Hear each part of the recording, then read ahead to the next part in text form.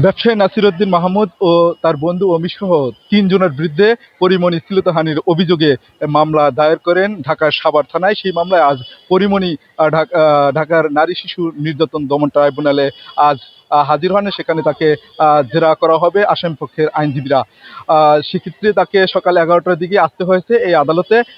আদালতে আইনজীবী আসামিপক্ষের আইনজীবী এবং পরিমণির আইনজীবীরাও সেখানে উপস্থিত রয়েছেন, কিন্তু আদালতের বিচারিক কার্যক্রমের ব্যস্ততা থাকায় তাকে সকালে ১১টার দিকে এই মামলায় তাকে জেরা করা হয়নি এবং দুপুরের ৩টা নাগাদ তার আসামিপক্ষের আইনজীবীরা তার জেরা গ্রহণ করবেন বলে আমরা জানতে পেরেছি। আপনাদের জানিয়ে রাখি যে গত ২০২১ সালের জুন মাসের ৮ তারিখে ঢাকার সাভার এলাকায় একটি বোট ক্লাবের একটি মামলা, হত্যা মামলা ও ধর্ষণ চেষ্টা মামলা দায়ের করছিলেন চিত্রনায়িকা, বহুল আলোচিত সমালোচিত এই চিত্রনায়িকা পরিমণি।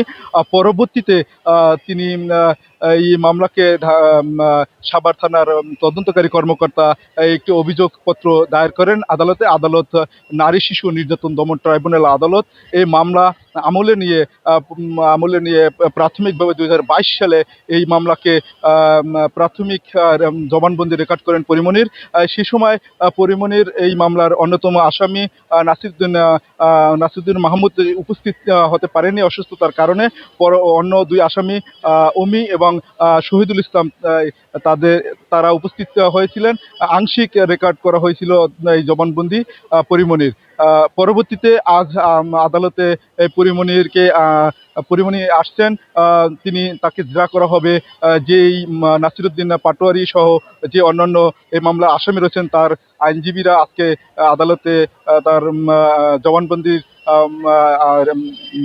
রেকর্ড করার পাশাপাশি তাকে জেরা করা হবে।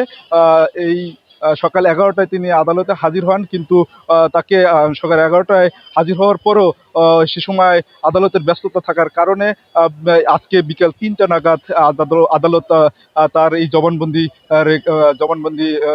জেরা করা হবে বলে আমরা জানতে পেরেছি।